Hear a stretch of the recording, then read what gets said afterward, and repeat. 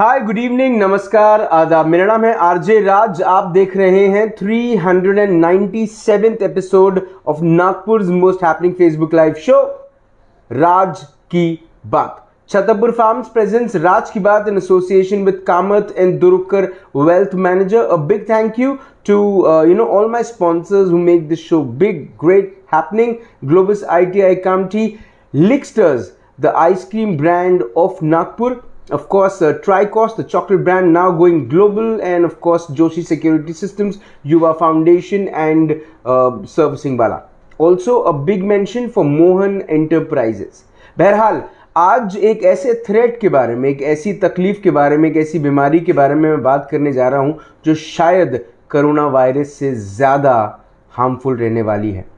ये कौन सी खतरनाक बीमारी है जिसके बारे में हम बात करने वाले हैं, और आज बात करने के लिए मेरे साथ हैं नागपुर की जानी मानी डॉक्टर जो शायद इस पूरे कोरोना काल में बराबर सो भी नहीं पाई हैं, क्योंकि 24 घंटे ये लगी हुई हैं उन पेशेंट्स को ठीक करने के लिए। 5000 से ज़्यादा पेशेंट्स को ठीक करने वाली नागपुर की doctor Harsha Changani. Hello ma'am, good evening and namaskar to Raj Ki बात।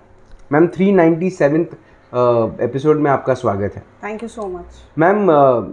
एक और थ्रेट, एक और खतरा नागपुर शहर को, और ये उससे भी ज़्यादा खतरनाक कहते हैं, द ब्लैक फंगस। क्या है मैम, ये पूरा समझाएं। ब्लैक फंगस जो है, it is actually known as mucormycosis. ये जो डिजीज़ है, it is very fatal. It is basically ये माइकोसीट्स करके फंगस होता है, उससे होती है। Basically it is a fungal disorder, fungal disease. ये कहाँ पाई जाती है? लॉन्ग स्टैंडिंग ऑक्सीजन थेरेपी जिसने लिया है जी, long steroid therapy, it is basically post covid disorder. Covid patients ठीक होने के बाद ये होता है जिन्होंने लॉन्ग टर्म ऑक्सीजन थेरेपी ली है, लॉन्ग स्टेरॉइड थेरेपी ली है, या जो इम्यूनो कॉम्प्रोमाइज पेशेंट्स है जैसे कि कैंसर, डायबिटीज़, मेलाइटिस, ट्यूबरकुलोसिस, इन लोगों में ये ज़्यादा मात्रा में पाया जा रहा है। तो मैम, ये हो कैसे रहा है? हो ऐसे रहा है, एक्चुअली क्या होता है, जब हम लोग नेजल पाइप डालते हैं ऑक्सीजन का, तो वो वेट होता है। बहुत दिनों तक अगर हम रख रहे हैं, ट्यूबिंग को चेंज नहीं कर रहे हैं हॉस्पिटल में, तो वो वेट हो जाता है। वेट होने के बाद उसमें नमी आ जाती है पानी में, और उसमें एक फंगस डेवलप होता है, एस्परजिलोसिस।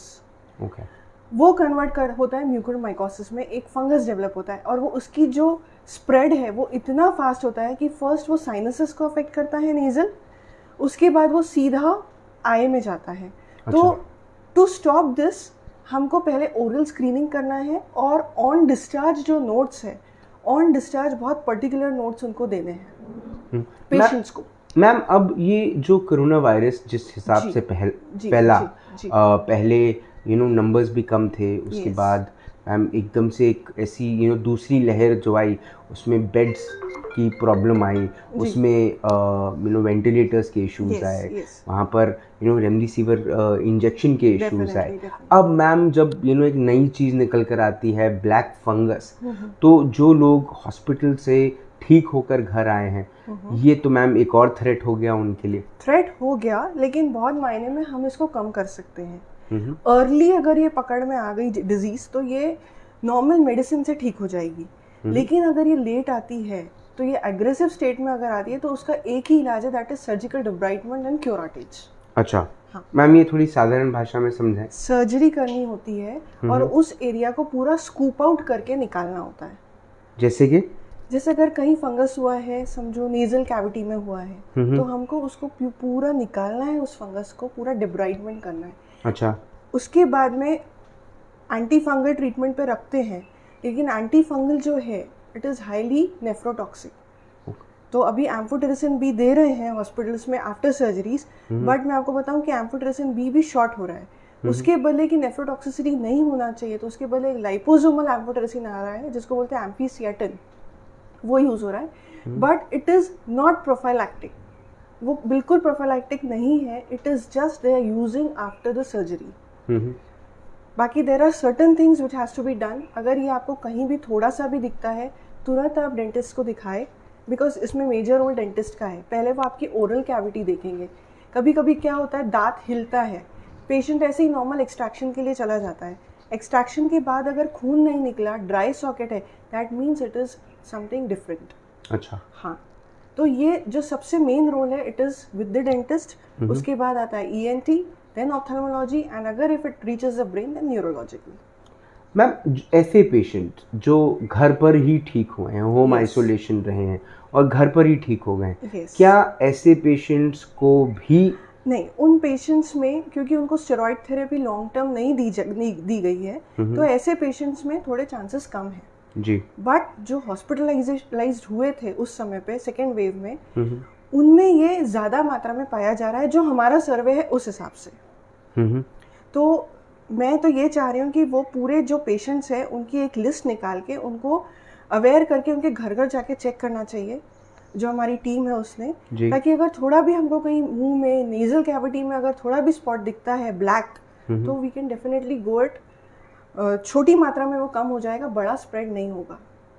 मैम ऐसे भी पेशेंट्स थे जो कोविड केयर सेंटर में एडमिट हुए, Yes. मतलब उनको ज़रूरत नहीं पड़ी कि वो वेंटिलेटर उनको Yes. हो, बट उनको रेस्पिरेटरी उनको मिला है बाहर से यस। ऑक्सीजन। जी। हाँ, दूसरा क्या हुआ ना सर, हम्म, कोविड से ठीक होके आ गए 14-15 डेज बाद, मैं जी। देख रही हूँ 15 डेज बाद पेशेंट बाहर घूम रहे हैं। जी तो वो जो बाहर घूमना एक है उनका, और वैसे ही वो ऑक्सीजन थेरेपी पे थे, स्टेरॉइड थेरेपी पे थे, तो वो सारी चीज़ें उनको ज़्यादा कॉन्टैक्ट कर रही है। जी तो जब हम ऑन डिस्चार्ज जब नोट्स लिखते हैं तभी हमको लिखना है कि 15 डेज बाद पेशेंट को इस ट्रीटमेंट के लिए कहाँ रेफ़र करना है या जनरल स्क्रीनिंग के लिए कहाँ रेफ़र करना है। इसका प्रस्ताव कल हमने मेयर को भी दिया था कि ऐसा कोई सिस्टम हो जिसके बाद 15-20 डेज बाद पेशेंट वापस एक बार रिव्यू करे, या उसको एक प्रॉपर सेंटर पता हो कि हमको इस डिजीज़ के लिए इस सेंटर पे चेकअप के लिए जाना है। वहाँ पे हमने कोशिश की कि हमारे ज़्यादा से ज़्यादा डेंटिस्ट्स अवेलेबल रहे जो ओरल स्क्रीनिंग पूरी करेंगे।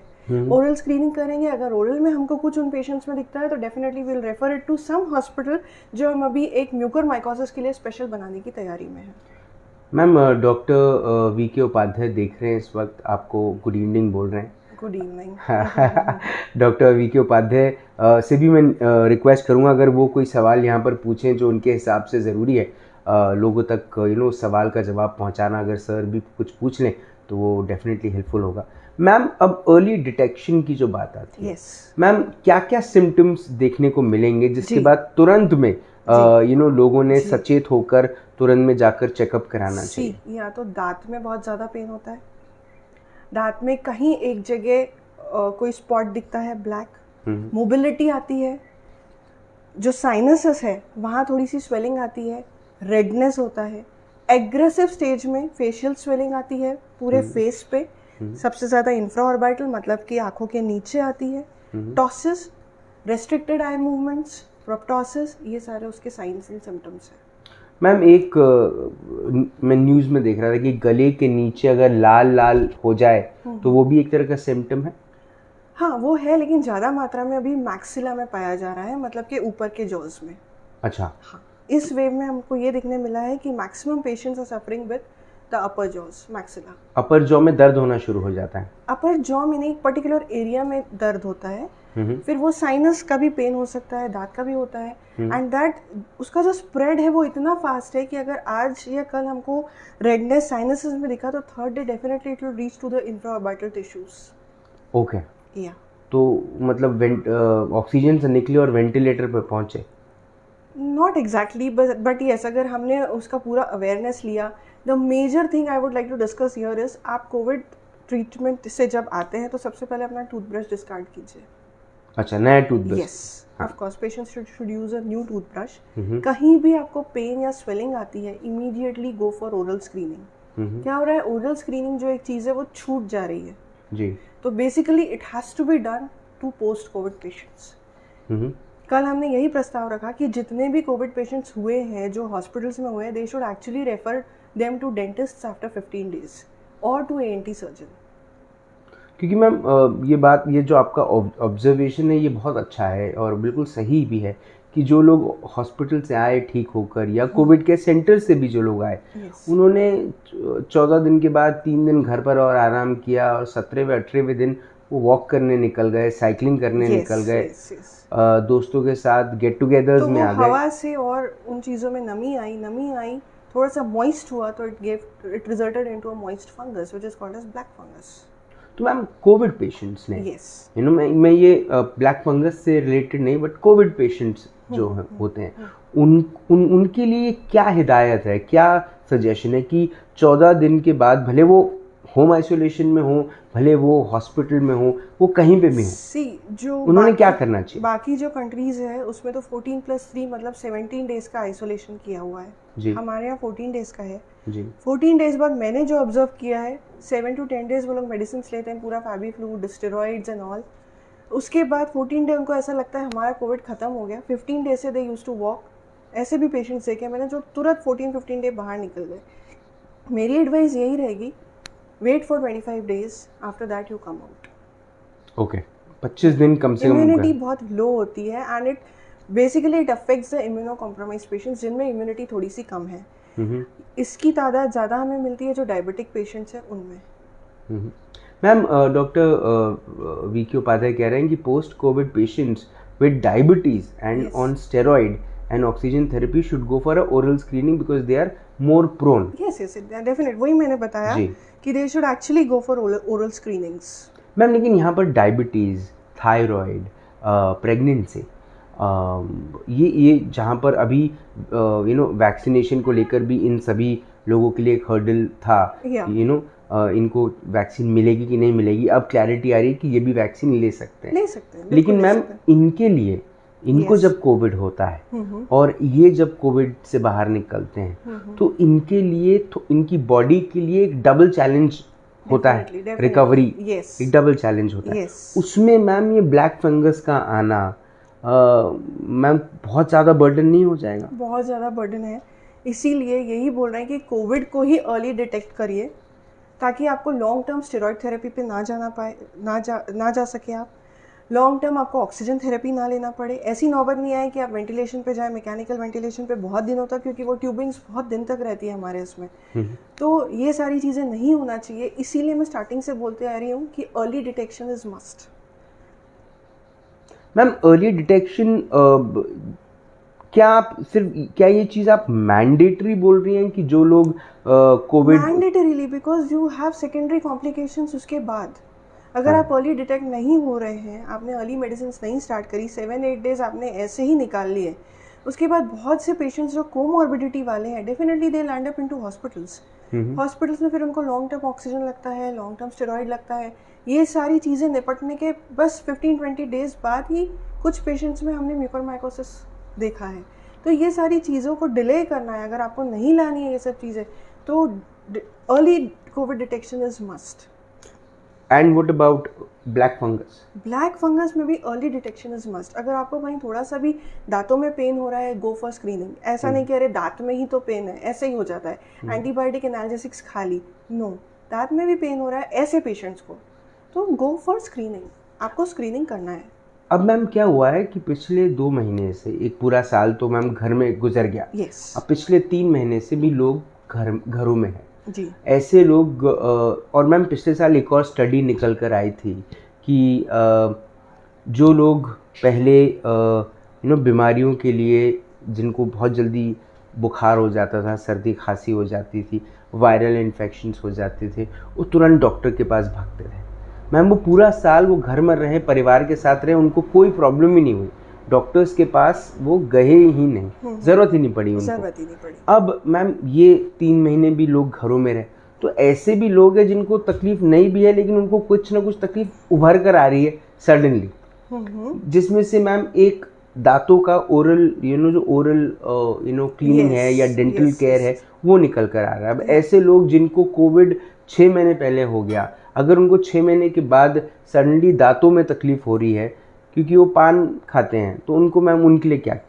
जो पान खाते हैं, मैं तो यही बोलूँगी इस पीरियड में भी पान, खर्रा, ये सब बंद कर दीजिए जी, बिकॉज ओरल सबम्यूकस फाइब्रोसिस इस दूसरा एक विषय है जो चिंता का है। तो इसके लिए अगर 6 मंथ्स बाद भी आपको पेन होता है, नॉट नेसेसरी कि म्यूकोरमाइकोसिस ही होगा, लेकिन एक बार आप ओरल स्क्रीनिंग कराइए आफ्टर कोविड। अच्छा, ये मैंडेटरी है? ये mandatory, not necessary, it may be mucormycosis, क्योंकि आप लॉन्ग टर्म स्टेरॉइड थेरेपी पे नहीं रहे हो, आप लॉन्ग टर्म ऑक्सीजन पे नहीं रहे हो, तो चांसेस वैसे ही बहुत लो है। But to be on the safer side, go for oral screening. Ma'am एक दूसरा क्या जी, हुआ है ना, पेशेंट्स ऑलरेडी जो वेंटिलेटर्स पे थे या जो स्टेरॉइड थेरेपी पे थे, वो लोग इतने थक चुके हैं हॉस्पिटलाइजेशन से कि कोविड से आने के बाद वो कोई और डॉक्टर के पास जाना ही नहीं चाहते, maybe due to the hiking bills और या जो भी। बट फॉर देम मैंने ऐसा सोचा है कि for them we should actually make it, NMC की तरफ से या किसी भी हमारे प्रशासन की तरफ से, that it should B, that screening should be free of cost. और इसके लिए मैंने एक प्रस्ताव दिया था कि जितने भी वैक्सीनेशन सेंटर्स हैं वहाँ पे पोस्ट कोविड पेशेंट्स भी वैक्सीन लेने आते हैं, may it be first dose, may it be second dose, तो आप वहाँ पे एक उनका ओरल स्क्रीनिंग मस्ट कर लीजिए। फर्स्ट ओरल स्क्रीनिंग होगा, उसके बाद दे विल बी वैक्सीनेटेड। ये एक सिर्फ कोशिश है। जी जी मैम, एक बात हम कर लेते हैं मैम, प्रशासन की जो जिस किस्म की व्यवस्थाएं की गई हैं मैम, कोविड के दौरान जो हमको देखने को मिला, पिछला पूरा साल बंद था और एक ही बात प्रशासन और सरकार की तरफ से आ रही थी, हेल्थ मिनिस्ट्री की तरफ से आ रही थी कि आप सोशल डिस्टेंसिंग का पालन कीजिए, आप मास्क लगाइए और आप हाथों को धोइए या सैनिटाइजेशन कीजिए। मैम ये तीन के अलावा प्लाज्मा को लेकर, कोविड के और भी ज़्यादा प्रिकॉशंस को लेकर, डाइट को लेकर मैम कभी कोई अवेयरनेस नहीं थी। अब मैम क्योंकि ब्लैक फंगस एक और एक नया थ्रेट उभर कर आ रहा है, अवेयरनेस की बहुत ज़्यादा ज़रूरत है। क्या मैम हमारा प्रशासन एज अ डॉक्टर आप इसको किस तरह से देखते हैं? क्या they have actually failed not just by not helping us with beds, injections and ventilators, but also with education? No, I will say they have tried their best. हमारी भी कुछ रिस्पॉन्सिबिलिटीज़ है एज अ सिटीज़न। हमने भी बहुत जगह दिसंबर के महीने में मैंने देखा पीपल वर इन मैरिजेस जहाँ पे 1000 लोग आ रहे हैं and they were without mask. So some or the other way, even the citizens are responsible. We cannot every time blame the government for this. तो they are trying their best to get the injections, to get the bed, to get the oxygen. हमारे यहाँ पे भी देखिए हमने आज complaint करी है, नेक्स्ट डे और उसके नेक्स्ट डे ऑक्सीजन आए हैं, ऐसा नहीं है कि नहीं आए हैं। इंजेक्शंस भी कलेक्टर के थ्रू डिस्ट्रीब्यूट जहाँ होने चाहिए वहाँ हुए हैं। बट येस इट इज़, वो दोनों पार्ट में डिपेंड करता है, वो उनके भी पार्ट में और हमारे भी पार्ट में कि हम भी कितने रिस्पॉन्सिबल है उस चीज़ों के, उन चीज़ों के लिए। मैम ब्लैक मार्केटिंग जो हुई बेड्स को लेकर, इंजेक्शंस को लेकर, दैट वाज एब्सोल्युटली रॉन्ग और उसकी तरफ मैंने कुछ बोला था प्रशासन को कि उन्होंने बिल्कुल उसका एक्शन लिया है। मैम डॉक्टर वीके उपाध्याय का आया कि black marketing of amphotericin B and other drugs like amphotericin B तो सर अभी अवेलेबल ही नहीं है। अभी अवेलेबल ही नहीं है, अवेलेबल भी अगर है तो शायद प्लेन अवेलेबल है। एंड उसका black marketing I don't think so होगा क्योंकि it is not a prophylactic medicine for black fungus. They are using it after surgery, after surgical debridement, but it is not necessary कि prophylactically आप उसको हाफिजडली use करना है, no. नहीं ma'am, उन्होंने 2-3 दवाइयों के नाम और लिखे हैं ड्रग्स के, वो पोज़ाकोनाज़ोल वगैरह लिखा होगा, it is an alternative. But anti fungals basically अगर आप मुझे पूछेंगे तो एंटी फंगल स्टार्ट करना है means you have to face the toxicities. जी, उसके बहुत मेजर टॉक्सिसिटी रहते हैं एंटी फंगल्स के। तो अगर अर्ली स्टेज में है तो we can definitely control it with antibiotics and ये सब, mild dose of anti fungals, but aggressive dose of anti fungals are definitely harmful. Doctor Vipin Kishore Upadhyay से निवेदन है, इतने बड़े बड़े दवाइयों के नाम न लिखें, एंकर को परेशानी होती है, एंकर एमबीबीएस करना चाहता था नहीं कर पाया। ठीक है मैम, ये मेरे आखिरी के 2 सवाल आपसे। मैम ब्लैक फंगस, ये फिर से मैं आपसे वही चीज़ पूछ रहा हूँ, black fungus is again a threat which can be restricted, जिस तरह से लोगों ने कोविड के नंबर्स को कम किया है। मैम जितने कोविड पेशेंट्स हैं जो क्वारंटाइन में हैं, जो हॉस्पिटल में हैं, जो कोविड केयर सेंटर्स में हैं, जो वहाँ से निकल कर आ चुके हैं, जिनको पिछले 1-1.5-2 महीने में कोविड ठीक हुआ है, what do you suggest them? I just suggest them, this is the main time. ये एक टाइम है कि आप अवेयर हो जाइए। अगर आपने कोई स्टेरॉइड्स लिया है, ऑक्सीजन पे रहे हैं या थोड़ा भी आपको कोई इम्यूनो कॉम्प्रोमाइज है आप, तो आप अभी से अवेयर हो जाइए and go for your checkups. एक बार आप स्क्रीनिंग कर लीजिए पूरी। अगर कहीं कुछ लगता है, use steam, use warm nasal salines, और हॉस्पिटल्स में भी जो ऑक्सीजन की ट्यूबिंग्स में जो लग रहा है water, it should be like distilled water, it should not be a tap water और ये सब। तो इन सब चीज़ों पे हमको ध्यान देना है। मैम क्या चीज़ें खाना चाहिए, क्या चीज़ों का सेवन करना चाहिए? प्रोटीन रिच डाइट खाइए, प्रोटीन रिच जितना रहेगा it is good. And ma'am एक और चीज़ है, लोगों ने हल्दी का सेवन थोड़ा सा ज़्यादा बढ़ा दिया है खाने में भी और पीने में भी। लोग आजकल हल्दी का गर्म पानी के साथ हल्दी पी रहे हैं। लोग सोचते हैं कि उससे इम्यूनिटी। कोई भी चीज़ की एक्सेसिव में मात्रा हार्मफुल होती है। जी। हल्दी I say it is good healer, but excess quantity में हमको नहीं यूज़ करना है। It should be minor quantities, जितना कि बॉडी टॉलरेट कर पाए, ना तो बहुत ज़्यादा हीट हो जाएगी। इम्यूनिटी फूड आइटम्स क्या है मैम? इम्यूनिटी में आप ड्राई फ्रूट्स लीजिए, खजूर लीजिए, डेट्स और सोया मिल्क, सोया प्रोटीन्स, ये सब लीजिए, स्प्राउट्स। ओके मैम, क्या महसूस कर पा रही हैं आप कि जिस तरह से अभी पिछले 3 दिनों से नागपुर एक 1300-1400 का नंबर मेंटेन कर पा रहा है, क्या मैम उससे नंबर कम जाएगा? और ये जो थर्ड लहर है इसके ऊपर में आपका क्या सोचना है? ये मेरा आखिरी सवाल आपसे। डिक्लाइन तो हो रहे हैं केसेस, हम अभी कोविड की जंग पूरी तरह नहीं जीत पाए, still we have to be aware. क्या होता है, एक बार ग्राफ कम हो गया या ग्राफ पूरा नीचे आ गया, उसके बाद हमारी भी लापरवाही स्टार्ट हो जाती है। वो नहीं होनी चाहिए। We should cooperate the government in this. हमको भी एक अवेयरनेस रखना चाहिए। पेशेंट्स और डिक्लाइन होंगे, but now we have to fight with the another thing which is mucor की जंग अभी हमारी लड़नी बाकी है। तो ऐसा नहीं है कि सब कुछ जो पैंडेमिक है वो ख़त्म हो गया। इट इज़ इन सम और other form, it is still on. तो वो सब चीज़ों की हमें तैयारी रखनी है। क्या ma'am black fungus is the third wave? No, it is not at all a third wave. Third wave आएगी भी या नहीं आएगी, we never know right now. लेकिन अगर आती है तो कह रहे हैं कि वो बच्चों को ज़्यादा हार्म करेगी। बट जो सिटी है, कल बहुत सारे पीडियाट्रिशियन से डिस्कशंस हुए, they are ready with all the setup for paediatric patients. Okay, तो बच्चों के लिए डॉक्टर्स तैयार हैं। यस, बस अब परिवारों को बच के रहना है। यस, डॉक्टर्स पूरी लाइन पे हैं। सारे पीडियाट्रिशियंस के पास सब कुछ अवेलेबल है एट प्रेजेंट। और जो तैयारियां उनको करनी थी उन्होंने प्रशासन के सामने कल रखी। But I think they are ready with all the setups. बस हमको ये देखना है कि हमको कैसे प्रोटेक्ट करना है। यू नेवर नो कि बच्चों को ही होगा, ऐसा नहीं है। But yes, we have to be prepared. Ma'am जब ये कहते हैं ना कोई कि we have to be prepared, लगता है फिर भी एक एग्जाम देना बाकी है। तो सी, दिस इज़ अ पैंडेमिक, ये इतने जल्दी नहीं जाता है, इतने जल्दी ये नहीं जाता है। And it is two sided. Like हमें भी उतनी ही रिस्पॉन्सिबिलिटी से इसको लेना है जितनी रिस्पॉन्सिबिलिटी से गवर्नमेंट ले रही है। I just say get vaccinated. Vaccination से क्या होगा, एक वैक्सीनेशन होगा आपकी थोड़ी सी इम्यूनिटी बढ़ेगी, सेकेंड वैक्सीनेशन होगा इम्यूनिटी बढ़ेगी। अभी सेकेंड वेव में जितने भी केसेस देखे गए हैं, जो वैक्सीनेटेड पेशेंट्स थे उनकी severity was much less than those who were not vaccinated. So promote vaccination and get your vaccinations done. This is all I have to say. But ma'am दुख की बात यह है कि वैक्सीनेशन अभी शॉर्टेज है, but definitely in near some days हमारे पास भी वैक्सीन अवेलेबल हो जाएगी। ओके, तो बस वैक्सीन लगाने के लिए तैयारी पूरी कर लें। यस। मैम आपने अपना वक्त दिया, आपने ब्लैक फंगस के बारे में हमको इतनी सारी बातें बताई, उसके लिए बहुत बहुत धन्यवाद। उम्मीद है कि आपकी बातें लोगों तक पहुँचे, लोग अपना ओरल चेकअप कराना शुरू कर दे। And ma'am they can go to any dentist ना? Any dentist. Okay, so they can go to any dentist and they can have their checkup done. And उम्मीद ये है कि मैम ब्लैक फंगस ज़्यादा ना बढ़े, ऐसे ही ज़िंदगी काफ़ी ब्लैक हो चुकी है और ब्लैक ना हो। Right, exactly. आपने अपना वक्त दिया, उसके लिए बहुत बहुत धन्यवाद।